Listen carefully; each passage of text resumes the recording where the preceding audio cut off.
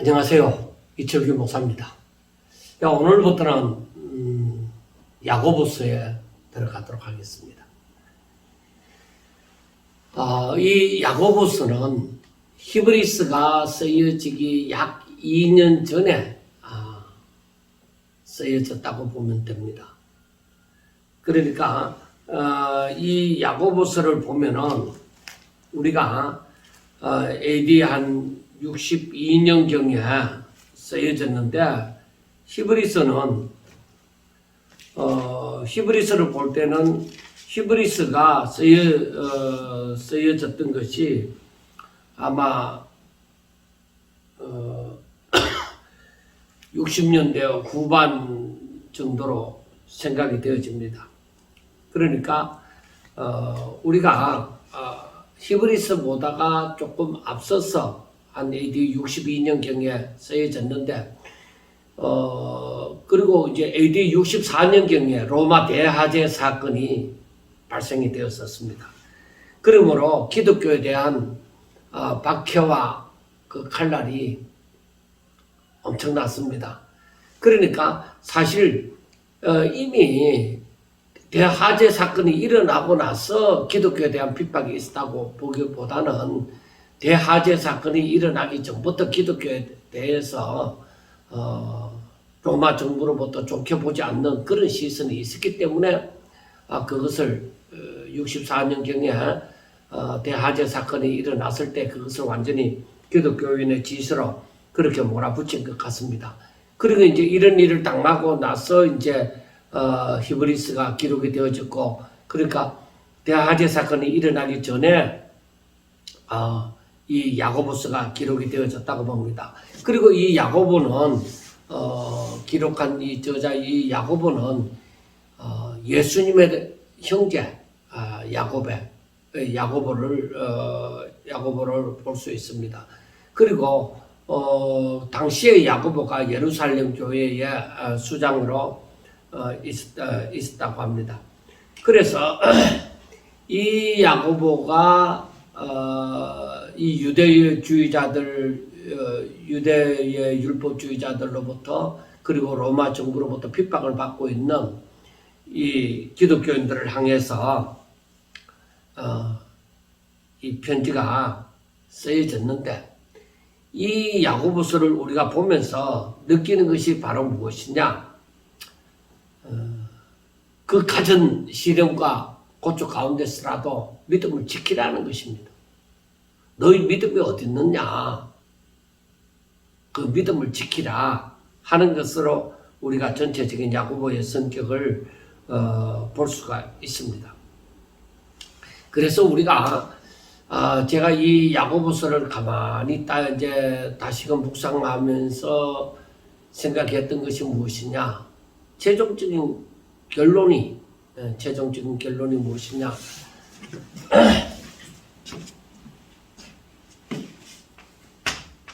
제가 항상 말을 하는 것처럼 하나님의 계획과 승리, 성도는 하나님의 계획과 승리를 알아야만 한다는 것입니다. 이것을, 이 하나님의 계획과 승리를 안다는 것은 다른 말로 하면 하나님의 뜻을 안다는 거예요. 즉 하나님을 안다는 것입니다.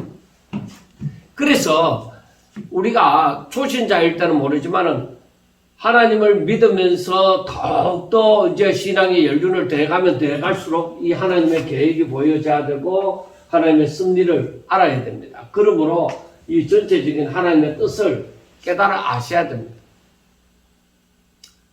제가 간단하게나마 한번 성경을 보고 묵상하는 분들에 대해서 조금의 도움이라도 되었으면 싶어서 다시 한번 정리를 해봅니다. 자, 하나님께서 세상을 창조하셨습니다. 그리고 사람을 창조하셨습니다. 그러니까 이 세상을 창조했다는 것은 이제 만물을 창조했다는 것이죠. 그리고 이제 사람을 특별히 창조하사 이 사람을 하나님의 형상과 하나님의 모양대로 지었습니다. 그리고 하나님께서 사람에게 명령하셨습니다. 선악과를 따먹지 마라. 선악과에 대한 명령을 했습니다. 선악과를 따먹으면 정령 죽으리라. 그러니까 이 말씀이 주어졌다는 것이죠. 이 명령을 했습니다. 지키라.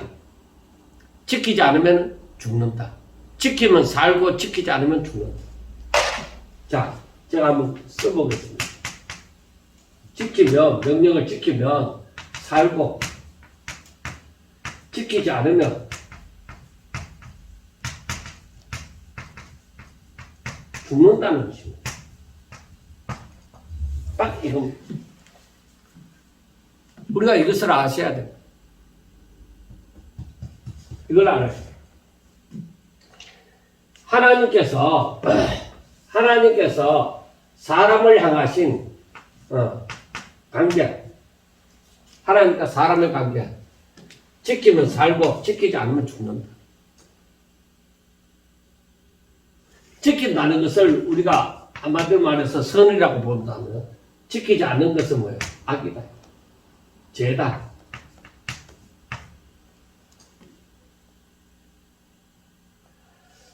자, 결국에 어떻게 되었어요? 사람이 하나님의 형상을 따라 하나님의 모양대로 지음을 입은 사람이 불순종하다. 지키지 않았다는 것이. 불순종함으로 그 죄를 지었으므로 사망 가운데 죽었다. 그래, 이 사망을 어떻게 볼 것이냐? 이 사망은 뭐요? 육체는 살고 있죠. 그러나 그의 하나님과 교제하는 그 영혼은 죽었다.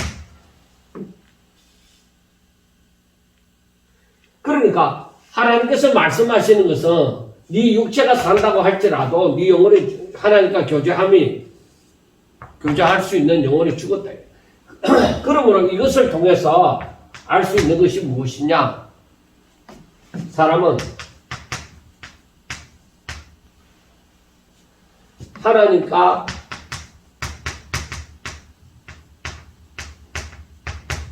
교제함으로 산다. 이 말을 다른 말로 하면 뭐라고 얘기해요? 사람은 하나님의 말씀으로 산다. 말씀이 생명이 되어진다 하는 것입니다. 그러니까 이걸 알아야 돼요. 그래서 하나님께서 사람에게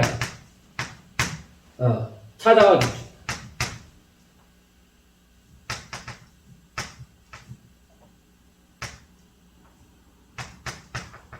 찾아와 주셨다. 이게 우리가 하나님의 은혜다. 하나님의 은혜가 아니면 우리는 도저히 살아갈 방법이 없어요. 찾아와 주셨습니다. 그리고 하나님께서 뭐를 주셨어요? 명령. 우리가 율법. 율법을 주셨다. 또 다른 말로 하면 우리가 하나님께서 이 계명, 말씀을 주셨다. 그래서 이 명령이 주어지면 또 어떻게 되어져요? 명령이 주어지면 지키면, 순종하면 살고, 불순종하면 죽는다. 지키지 않으면 죽는다. 이게 나타나게 되죠. 그 율법 중 하나라도 어기면 뭐예요? 다 어김이 되어져서 그 어기는 것은 뭐예요? 죽는다. 그래서 이 명령을 주심으로 말미암아 살아날 수 있는 방법이 주어졌죠. 그래서 우리가 여기에서 뭐를 볼 수 있느냐? 주신 것 가운데 제사 제도를 하나님께서 주셨다 이게. 그래서 거기에 보면은 그 숙제하는 숙제제가 있는 거예요. 왜 이것을 주셨겠느냐? 이것은 바로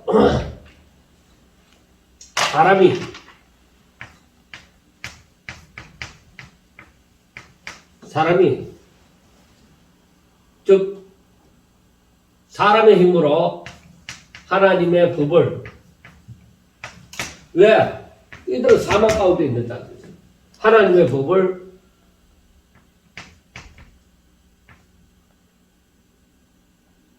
법을 온전히 순종할 수 없다. 법을 순종하는 것은 불가능하다. 이 모든 법을 순종하는 것은 불가능하다는 것을 하나님께서 아셨기 때문이다. 그래서 하나님께서 이들에게 속죄제를 주시고 그리고 1년에 한 번씩 다 대속죄일을 하심으로 저들의 죄를 속하게 하여 주신 거예요. 그래서 결국은 여기서 나오는 것이 무엇이냐? 구원자.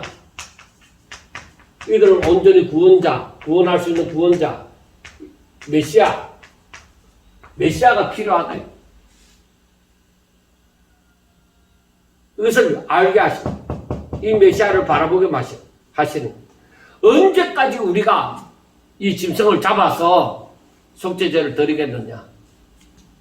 그래 우리의 죄를 완전하게 속죄해 주실 구원자 메시아가 필요하다. 그래서 우리가 성경은 예수님에 대하여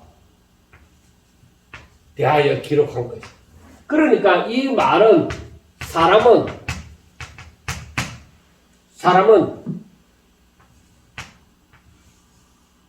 예수님으로만 구원받는다는 거예요.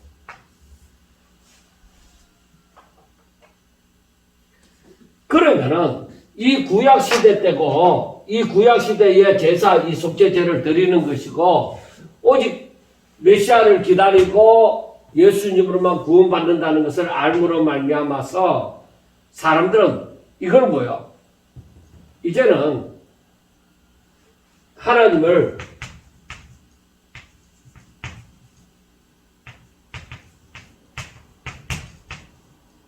믿어야 해.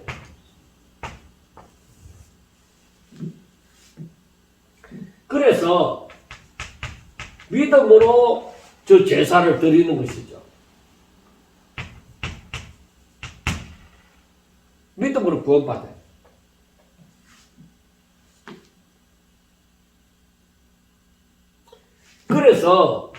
그래서 구약 때는 하나의 예표가 되어지고 신약에 돌아와서는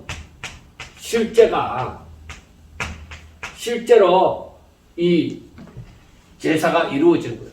완전한 제사가 이루어지는 거예요. 그래서 구약시대 때나 신약시대 때나 우리가 알아야 되는 것이 구약이나 신약이나 내용은 오직 믿음으로 산다. 뭘 믿음으로 사느냐? 하나님의 말씀, 하나님의 약속, 이 제사, 그리고 하나님께서 말씀하시는 이 메시아를 기다리고 이 메시아로 말미암아 내가 구원받는다. 그래 믿음으로 산다. 그래 이것이 뭐예요? 복음이에요. 이것이 복음이다. 구약시대 때 복음이 주어졌잖아요. 그러므로. 그래서 우리가 더욱더 신약시대 때 보면 예수님 오심으로 말미암아 이 복음이 확실하게 나타나게 되어진 것이죠. 그래서 오직 믿음으로 산다는 거예요. 그래서 우리들에게 있어서 너무나도 중요한 것이 무엇이냐? 하나님을 알라는 거예요. 하나님은 누구신가? 왜 우리가 하나님의 말씀을 들어야 되는가? 하나님을 알아야 돼요. 그래서 하나님께서 이 구약이나 신약이나 성경을 쭉 살펴보면서 사람을 향하신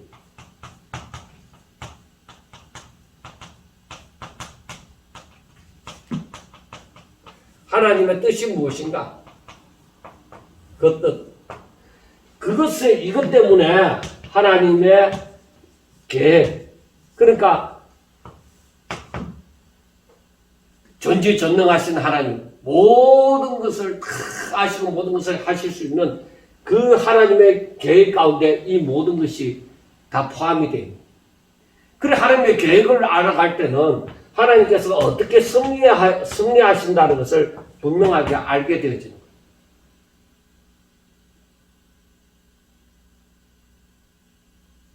그러므로 하나님의 이 승리 가운데서 진정한 하나님의 뜻은 무엇이다? 하나님께서 뭘 위해서 이렇게 일하신다는 것을 알게 되어지는 거예요. 그런데 우리가 알아야 되는 게 하나님께서 여기에서 이 명령을 주셨다. 그래서 이 율법을 가만히 보면은 우리는 행하라, 하지 말라 하는 것으로 보게 되어집니다. 그러나 이 법은, 하나님의 법은 사랑의 법이에요. 사랑의 법이다. 그래서 이 하나님의 법은 하나님을 사랑하라, 그리고 내 이웃을 내 몸과 같이 사랑하라, 이 사랑의 법이었다. 그래서 로마서에 있는 바울이 말하는 것처럼 사랑하면 다 율법을 행함이 되어진다는 거예요. 사랑은 율법의 마침이 되어진다는 거예요. 그래서 우리가 예수님께서 말씀하는 새 계명을 너희에게 주노니 이게 뭐예요? 내가 너희를 사랑하는 것처럼 너희도 서로 사랑하라. 그래서 이 법이 사랑의 법이었네. 알고 보니까. 그런데 이렇게 해서 인간의 그 부패된 심성이, 사람의 부패된 심성이, 야, 내가 이렇게 해서 이렇게 사랑을 행하면서 내가 어떻게 살아가느냐, 그렇게 생각이 될 거다. 그러나 하나님의 이 계획과 승리를 알고 하나님을 알아가면은 오직 의인은 뭐예요? 믿음으로 살게 되어지는 거예요. 그러니까 하나님이 어떤 분인지 알아야만 성도가 신앙생활을 바로 할 수 있게 되어지는 것입니다.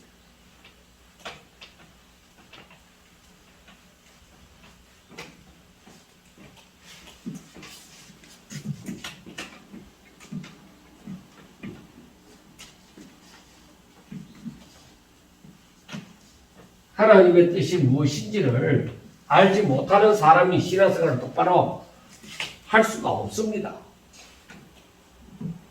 그래서 사람들은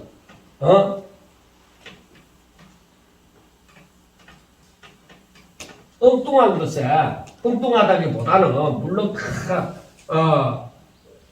하나님께서 나온 것이라고 하지만은 때로는 사람들이 귀신 쫓아보려는데 그런 데에 심취되어지고 어떤 다른 은사적인 방언하고 뭐 예언하고 뭐 투시하고 하는 그런 것에 사람이 매여갖고 거기에 매여가 사는 사람들도 있습니다. 그러나 이 하나님의 이 말씀과 이 하나님의 이 모든 뜻을 깨닫지 못하면은 그 모든 것 다 힘이 없습니다.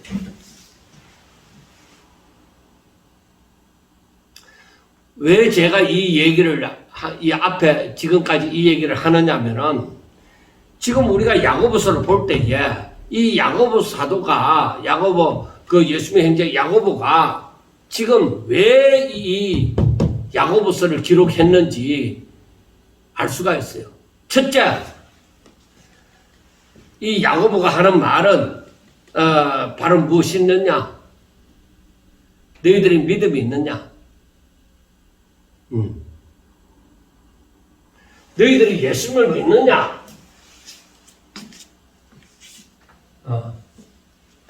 믿음. 너희들에게 믿음이 있느냐? 그런데 너희들에게 다가오는 이 시련, 시험,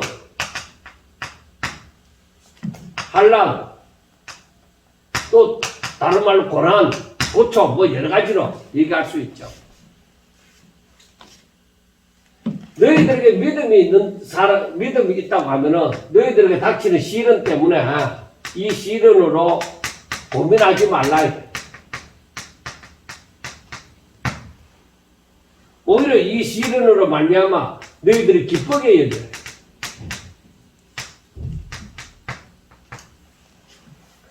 어찌하여 이런 말을 할까? 여기에서 보면은 2절에 내 형제들아, 그 형제들하고 하는 것은 바로 이들의 믿음을 가지고 있는 존재들. 형제들아, 너희가 여러 가지 시험, 또 여러 가지 시련, 시험을 만나거든 온전히 기쁘게 해요. 완전히 기쁘게 해요. 고민하지 말라.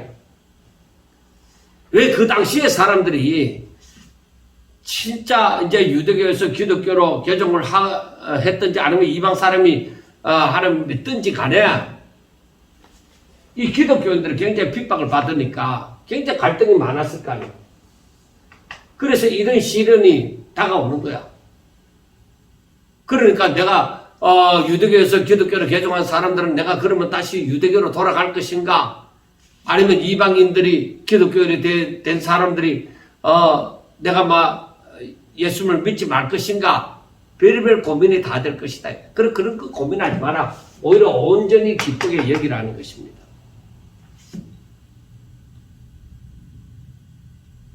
왜?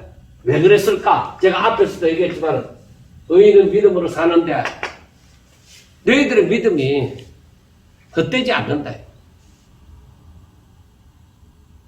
너희들에게 시련이 다가오는 것은 그냥 다가오는 것이 아니다. 물론 로마 정부나 유대주의자들이 너희들에게 이렇게 유대 율법주의자들 너희들이 이렇게 힘들게 하지만은 저들의 욕심으로 너희들을 핍박하지만은 너희들이 그 여러 가지 딴 생각하지 말아야 돼. 너희들의 믿음의 시련은 여기에서 보면은 인내를 만들어낸다. 너희들의 이 믿음의 시련이 오히려 인내를 만들어낸다.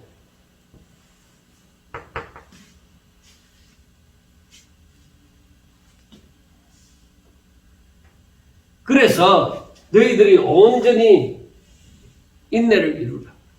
인내함으로 살라. 그러므로 성도의 인내는 믿음을 온전하게 하고 그리고 조금 더 부족함이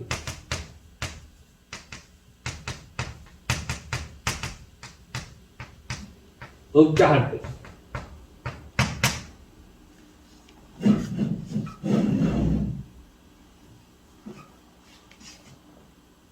자, 너희들의 믿음의 시련은 너희들에게 진짜 믿음이 있다고 하면은 성도에게는 믿음으로 그걸 참는 거죠.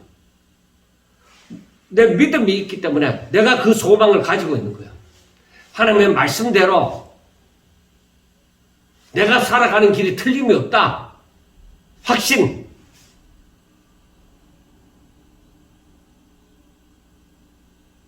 그 확신이 필요한 거죠. 그래서 그러한 확신이 있으니까 인내가 생기는 거죠. 왜? 확실하니까. 그래서 그것은 내 믿음을 온전케 하는 거예요.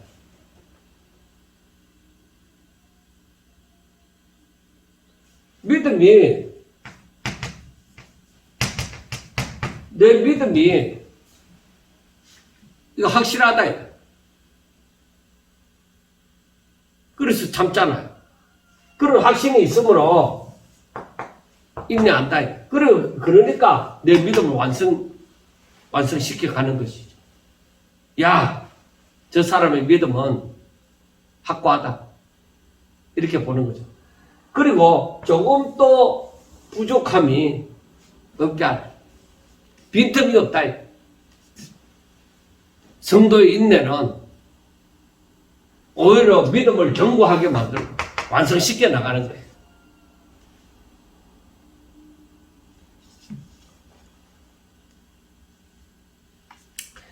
그래서 성도는 오히려 믿음의 시련이 닥칠 때 고민하지 말고 오히려 기쁘게 왜?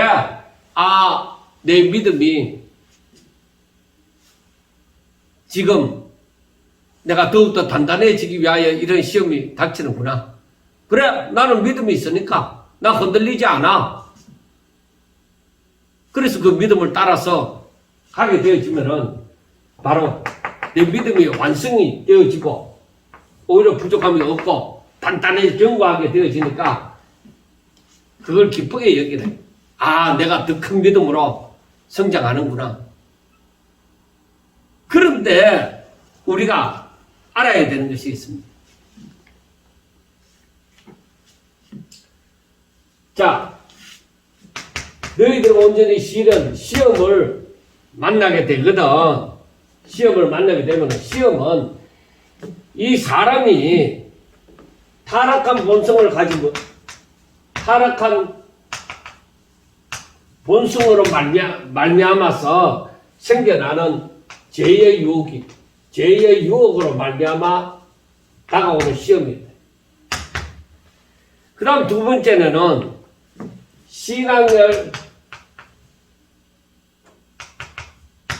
신앙 성숙을 위해서 하나님으로부터 주어지는 시험이 있다. 이건 템프테이션.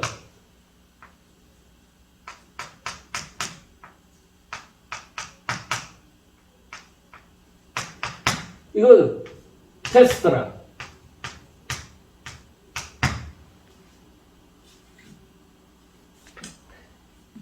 그러니까 타락한 본성으로 말미암아서 내 타락한 본성으로 말미암아 죄의 유혹이 다가왔을 때에 그것으로 말미암은 시험이 있고 내 신앙 성숙을 위해서 하나님께서 나를 시험하는 테스트하는 아브라함을 시험하듯이 그러한 테스트하는 것이 있다는 것입니다.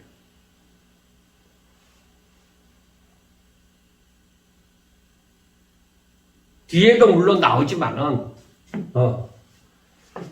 이 시험에 대해서 우리가 잘 알아야 돼. 내 타락한 본성으로부터 내 욕심으로 말미암아서 내가 이 시험을 만났는가? 내가 믿음으로 살아가는데 내가 이 시험을 만났는가? 그럼 둘 중에 어느 것이냐? 1번, 2번 둘 중에 어느 것이냐? 이걸 첫째 분별할 줄 알아야 돼. 자, 너희 중에 누구든지 지혜가 부족하거든 모든 사람에게 후히 주시고 꾸짖지 아니하시는 하나님께 구하라. 그리하면 주시리라. 자, 위로부터 오는 지혜가 필요합니다. 모든 일에 지혜가 필요합니다. 만약에 이 지혜가 필요하면 너희들에게 지혜가 부족하거든 모든 사람에게 후히 주시고 꾸짖지 아니하시는 하나님께 구하라. 그러면 구하라 주실 것이다. 바로 성도들이 지혜가 없어서 어떻게 해야 될지 알지 못할 때 하나님 앞에 기도하라. 하나님 앞에 구하라. 그러면 하나님께서 들으시고 응답하신다. 우리의 기도를 들으시니까. 그런데 중요한 것은 무엇이냐? 바로 여기에서 믿음으로 구하고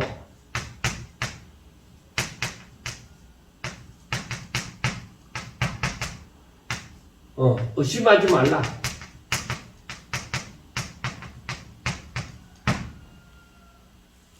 제가 이 부분 때문에 신앙생활 하면서 참 어려움을 많이 겪었습니다. 갈등을 많이 느꼈다 이 말입니다.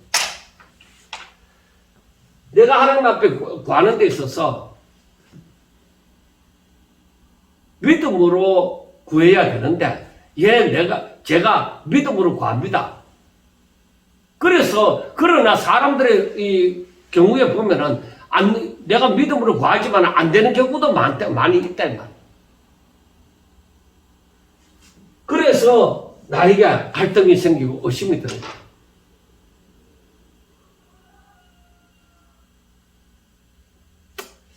야, 이게 응답될까 안 될까?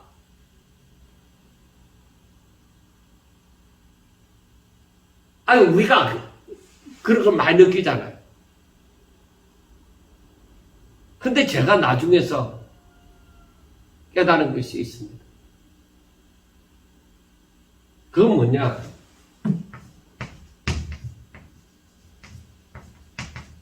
주께서 하시니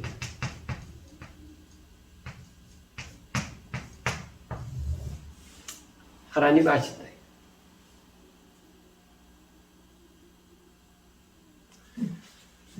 내가 내 타락한 본성, 내 욕심으로 말미암아 하는 것이 아니고 내가 정말 하나님의 뜻 가운데서 진짜 주의 일을 믿음으로 해나가고 있다고 하면은 믿음으로 해나가고 있다면은 의심하지 말아요. 주께서 이루신다.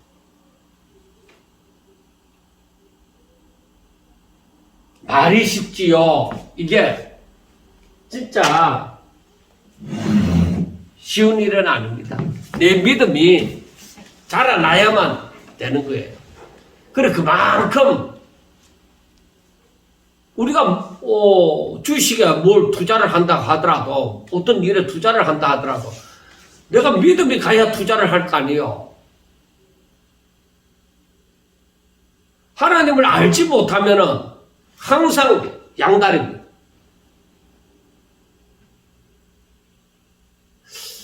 안 믿는 것도 아니고 믿는 것도 아니고 양다리를 걸치고 있는 거예요. 그런데 우리가 실질적으로 우리가 하나님을 믿는다는 것에 대해서 생각해 보자.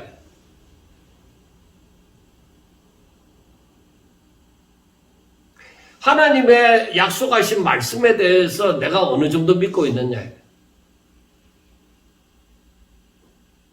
믿으면 천국 간다는 것은 믿습니까?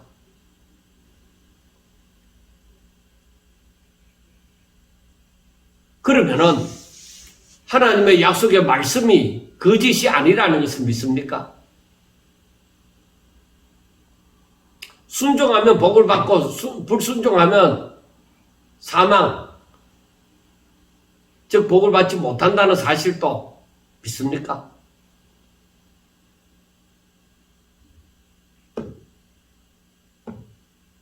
때로는 사람들이 자기에게 필요한 것은 아멘, 막 유익이 된다 생각하고 자기 마음에 드는 것은 아멘 해도 결과적으로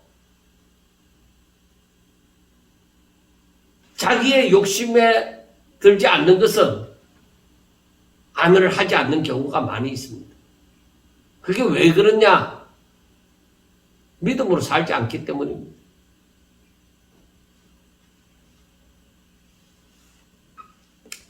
그러니까 여기에 말씀이 6절에 오직 믿음으로 구하고 조금 더 의심하지 말라. 의심하는 자는 마치 바람에 밀려 요동하는 바닷물결 같으니. 자, 베드로가 처음에는 베드로와 그 다른 제자들이 그 풍랑이 있는 바다에서 저 캄캄한 가운데 저 멀리서 누가 걸어오는 것이 보인다. 이게 사람들이 유령이다 했단 말이에요. 그런데 나중에는 예수님이시다, 주님이시다 했을 때 베드로가 만일 주시어든 나를 명하사 물 위를 걸어오라 하소서. 그 예수님이 물 위를 걸으시니까. 거기까지는 좋은 거예요. 그래 예수님께서 오너라. 그래 베드로가 물 위를 뛰어들었다. 그랬어요. 의심하는 순간 빠져들어가요.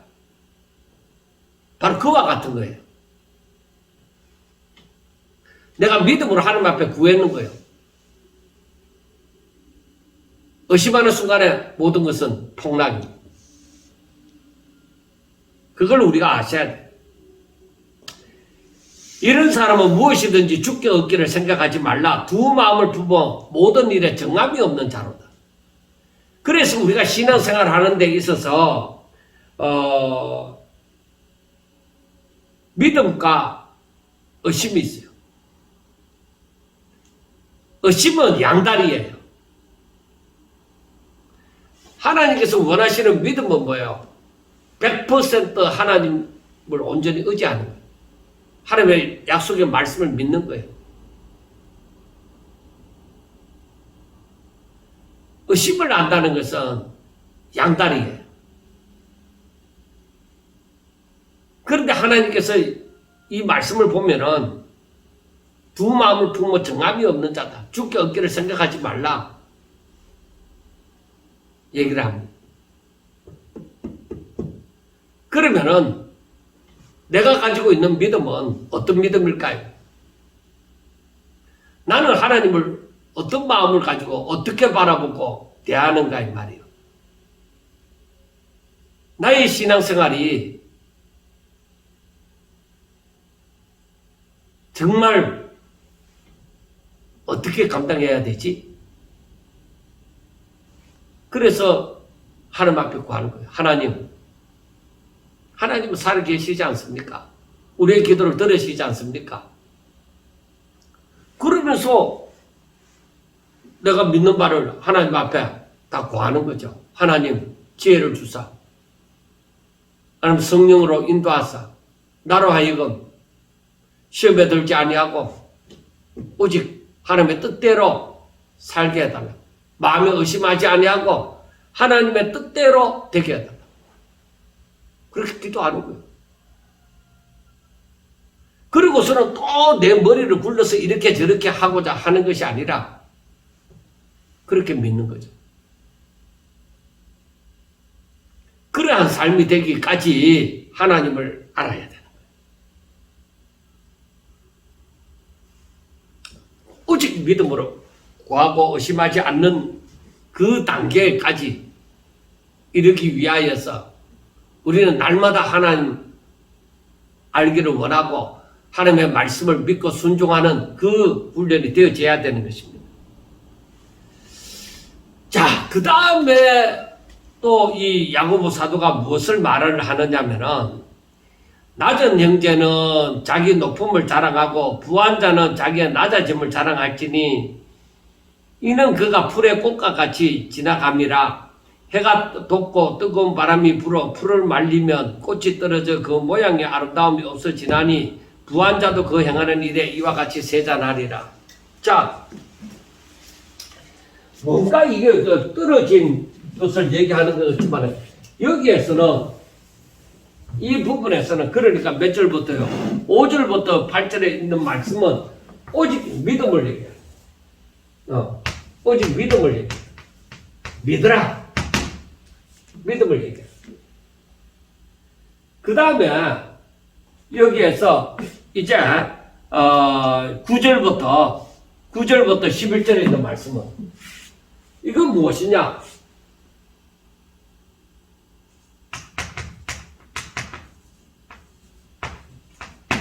세상의 것에 대한 정의를 내려주는 거예요. 세상의 것과 신령함. 자, 너희들이 세상의 것을 구하느냐?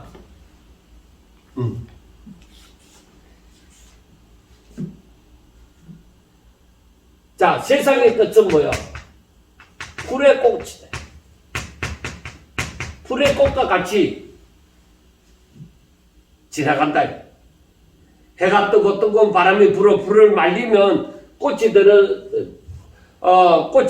그 모양의 아름다움이 없어지려니 부한 자도 그와 행하는 일에 이와 같이 세잔한다. 자, 그러면은 낮은 자의 모습과 부한 자가 어떻게 살아갈 것이냐? 세상의 것으로 말미암아 내가 즐거워하면서 살아갈 것이냐? 아니다. 우리 신령한 것을 위하여 살아가야 돼. 낮은 자도 신령한 것을 위하여 살아가야 되고 부한 자도 신령한 것으로 살아가야 된다. 그래서 낮은 자는 자신의 높음을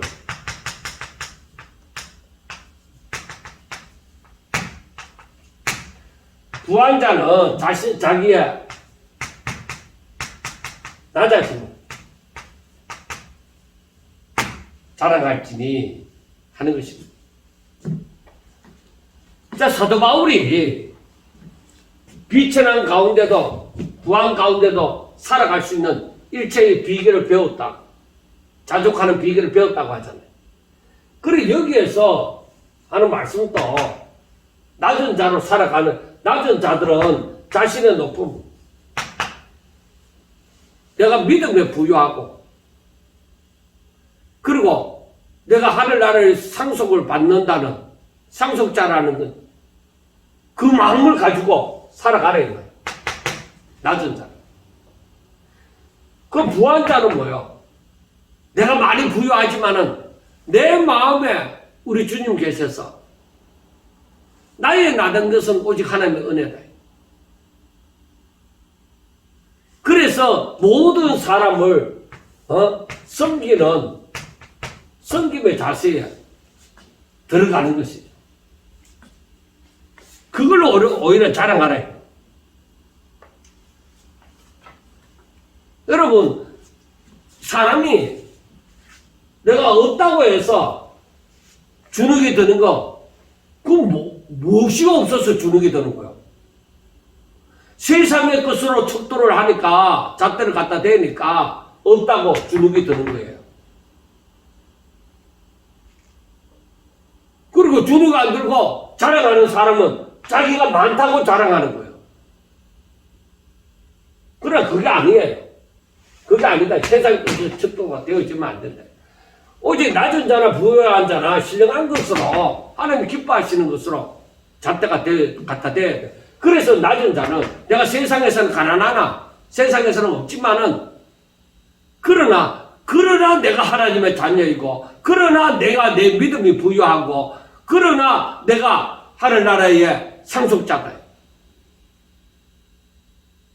나 자신이 있어. 나 넘어지지만은 나 가난하지만은 나 부족하지만은 세상에서는 내가 부족하지만은 하나님의 신령한 것으로 난 채워간다. 그러니까 오직 믿음으로 이 두 사람이 오직 믿음으로 사는 자여야 되는 것이죠.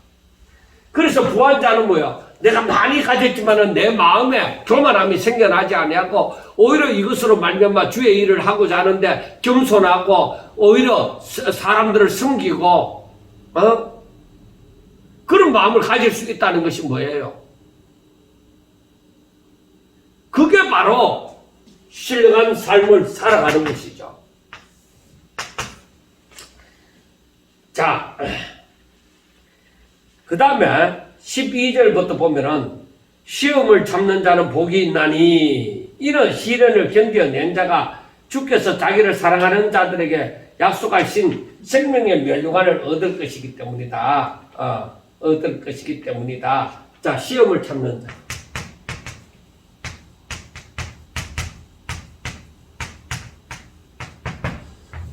이 시험이 닥치면 다 갈등을 느끼게 되어져 있죠. 그러니까 어떤 시험이나 환난이나 고난이 닥친다 할지라도 이 시험을 참는 자, 인내하는 자는 복이 있다. 왜? 어떻게 인내해요? 오직 믿음이 있으니까 믿음으로 인내를 하는 것이죠. 견뎌내는 것이죠. 이런 사람들에게는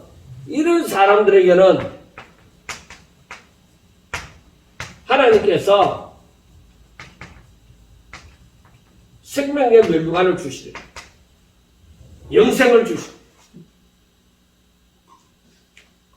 저들은 믿음으로 구원받는 거예요. 그래서 우리가 알아야 되는 것이 인간의 욕심에 의해서 발생되는 유혹은 아까 부패함으로 말미암아서 다가오는 그 사람의 유혹은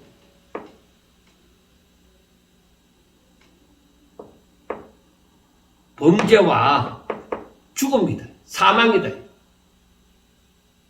분명하게 알아요. 그러나 하나님께서 허락하신 연단, 시험은 분명히 이 사람들은 온전히 기쁘게 여기고 정말 인내함으로 그 믿음을 잘 참고 견뎌내는 사람들은 생명의 멸류관이 약속이 되어지는 것입니다. 제가 시험에 대해서 저 두 가지로 구분을 했잖아요. 그러니까 우리가 여기에서 12절에서 시험을 참는 자는 복이 있나니 했는데 그 시험도 다 복 받는 것이 아니라 그 난간 속에서도 꾸준히 인내함으로써 자신의 의무를 다하는 자들이 복을 받는 것입니다.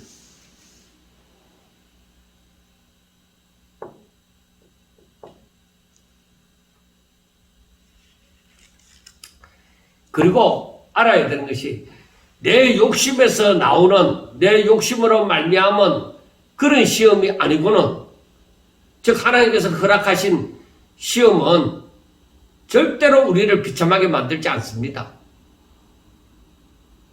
분명히 그걸 잘 견뎌내는 사람은 하나님께서 복을 주신다. 그 확신을 가지세요. 그리고 13절부터 보면은 이제 사람이 시험을 받을 때 내가 하나님께 시험을 받는다 하지 말지니 하나님은 악에게 시험을 받지도 아니하시고 친히 아무도 시험하지 아니하시리라. 오직 각 사람이 시험을 받는 것은 자기 욕심에 끌려 미혹됨이니 욕심이 잉태한 즉 죄를 낳고 죄가 장성한 즉 사망을 낳느니라. 하나님께서 우리를 시험하시는 이유가 무엇이냐?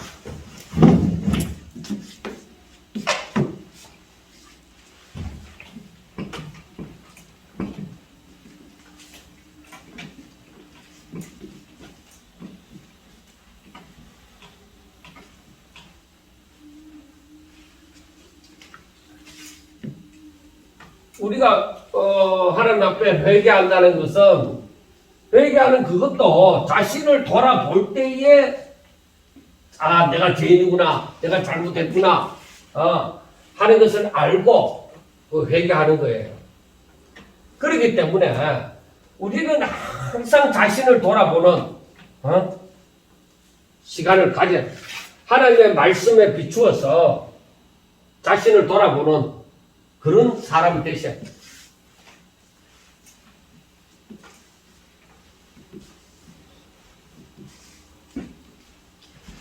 자신을 돌아보지 않는 사람은 하나님의 말씀으로 자신을 돌아보지 않는 사람은 그 사람들은 회개하는 역사도 일어나지 아니하고 그리고 절대로 자신이 잘못됐다 진심으로 하나님 앞에 회개하는 일도 없을 것이고 하나님의 뜻을 깨닫는 일도 없습니다. 왜? 자기의 욕심으로 말미암아 살아가는 거예요. 그래서 하나님의 말씀을 읽는 것도 그 하나님의 법을 깨달음으로 하나님의 뜻을 알므로써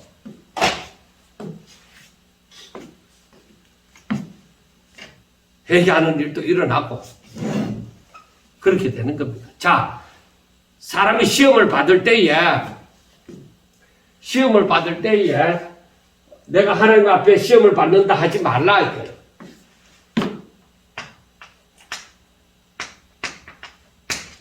하나님은 악에게 시험을 받지도 않고 아무도 시험하지 않는다. 오직 각 사람이 시험을 받는 것은 자기 욕심에 끌려 미혹됩니다.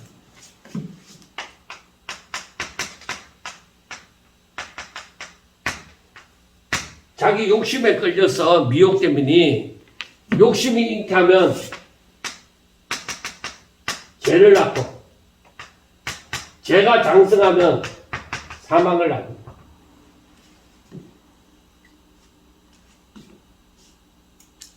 그래서 하나님이 우리에게 이런 내 욕심으로 말미암아 이 시험이 다가올 때에 하나님이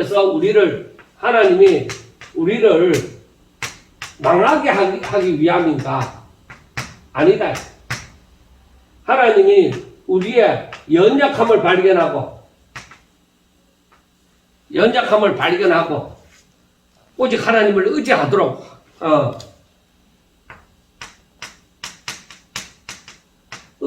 하기 위함입니다. 그래서 우리가 알아야 되는 것이 내가 시험을 만났을 때야 내 욕심으로 말미암아 시험을 만나게 되어졌으면은 이걸 그대로 두면은 사망이까지 이르게 되어지는 거야.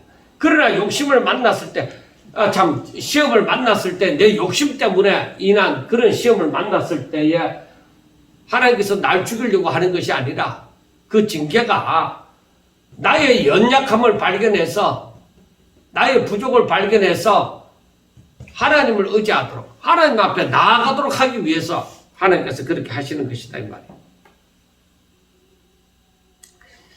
말이에요. 우리가 부패한 심성을 가지고 있기 때문에 그 욕심이라는 통로로 얼마든지 우리가 시험이 올 수가 있는 것입니다.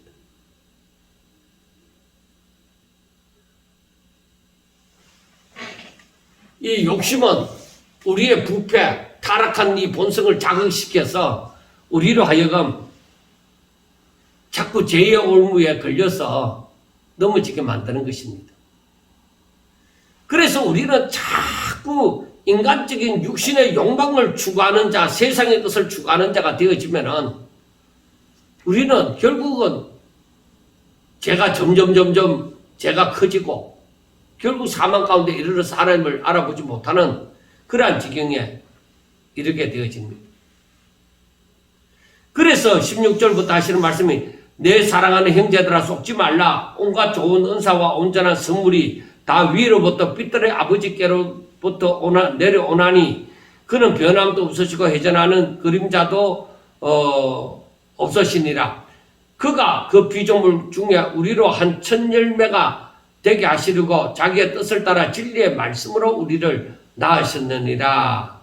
그러니까 온갖 제약이 우리의 욕심으로부터 말미암는 것에 비하여서 우리를 유익하게 하는 온갖 좋은 은사와 온전한 선물은 다 하나님께로부터 온다 이 말이에요. 그러면은 하나님을 알지 못하는 사람들에게서 저들이 교만하도록 만들어주는 그 모든 것들은 뭐예요? 다 욕심으로부터 말미암는 것이죠. 제약에 이르게 하는 것이죠. 그러나 정말 믿음으로 살아가는 사람들에게 있어서는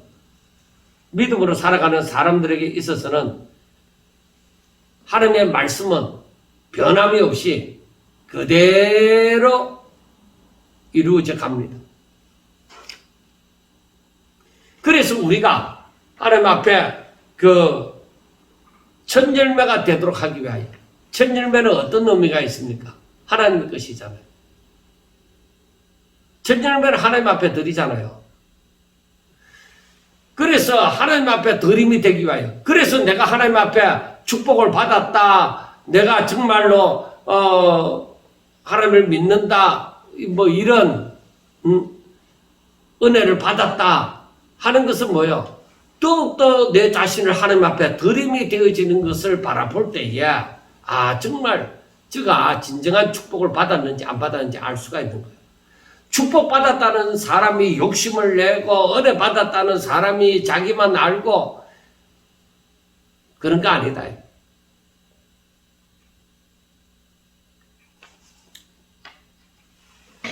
자, 내 사랑하는 19절입니다. 내 사랑하는 형제들아 너희가 알지니 사람마다 듣기는 속히 하고 말하기는 더디하며 성내기도 더디하라. 사람의 성내는 것이 하나님의 의를 이루지 못함이라. 그러므로 모든 더러운 것과 넘치는 악을 버리고 너희 영혼을 너희 능히 구원할 바 마음에 심어진 말씀을 온유함으로 받으라 하고 말씀을 합니다. 그러니까 사람마다 듣기는 속히 하고 말하기는 더디하고 성내기도 더디하라. 말하고 성내는 것은 더디하라고 했습니다.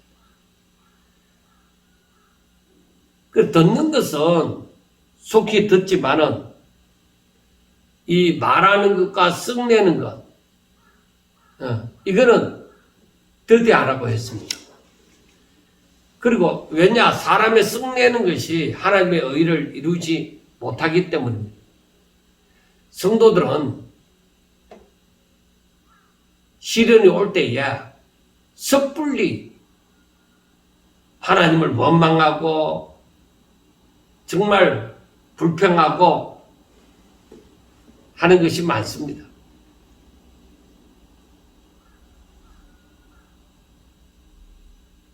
너희들이 시련을 만나면 어떻게 해야 되느냐? 하나님을 당장에 막 하나님을 원망하고 불평하고 그러한 짓을 하지 말라 이 말이에요. 오히려 하나님의 뜻하시는 바가 무엇인지, 하나님께서 무엇을 우리에게 가르치시고자 하는지 그걸 알려고 해라. 그렇게 되면은 분명히 결과가 나오는 거예요. 나에게서 더러운 것과 모든 악을 내버리고 하나님의 말씀으로 순종하는 그러한 자세로 돌아가게 될 것입니다.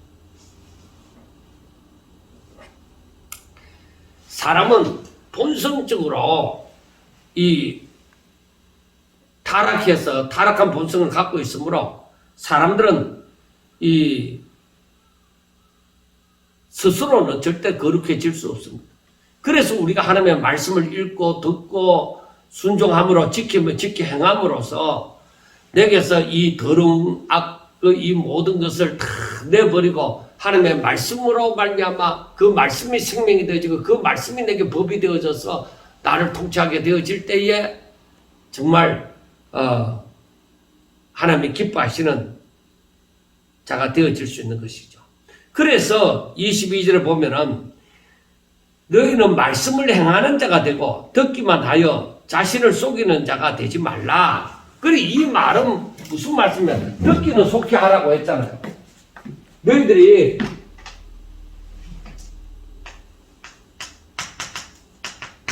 하나님의 말씀을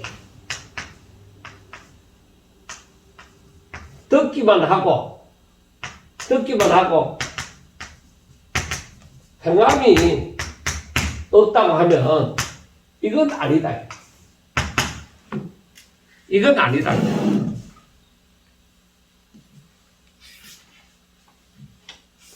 이건 자신을 속이는 자.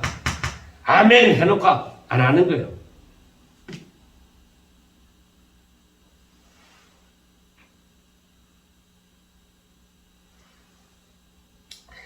그래서 누구든지 말씀을 듣고 행하지 않으면 그는 거울로 자신의 얼굴을, 자기의 생긴 얼굴을 보는 사람과 같아서 제 자신을 보고 가서 그 모습이 어땠는지 금방 잊어버려요.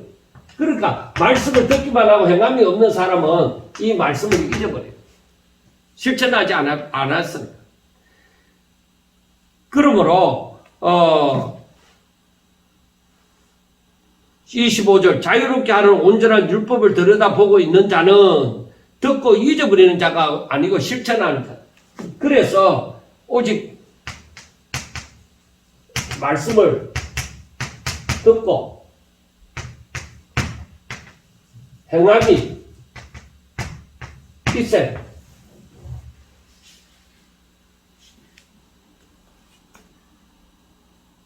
이게 믿음이죠.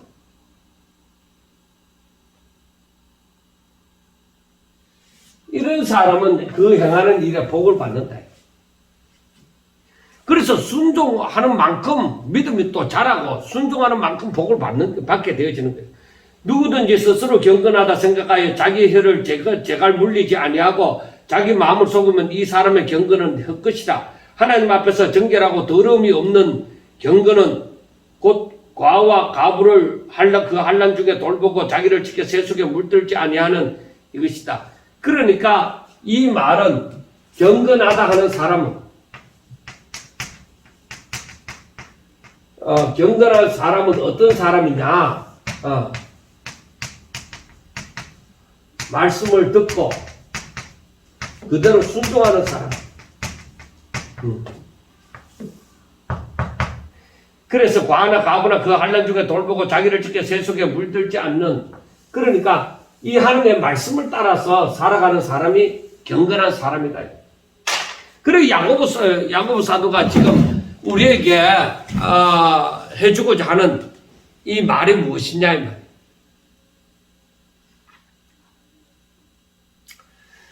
하나님의 말씀을 읽고 듣고 묵상하라. 너에게 믿음이 있느냐? 당신은 믿음의 사람인가? 그러면 하나님의 말씀을 읽고 듣고 묵상하라. 알아야 그대로 실천할 거 아니에요.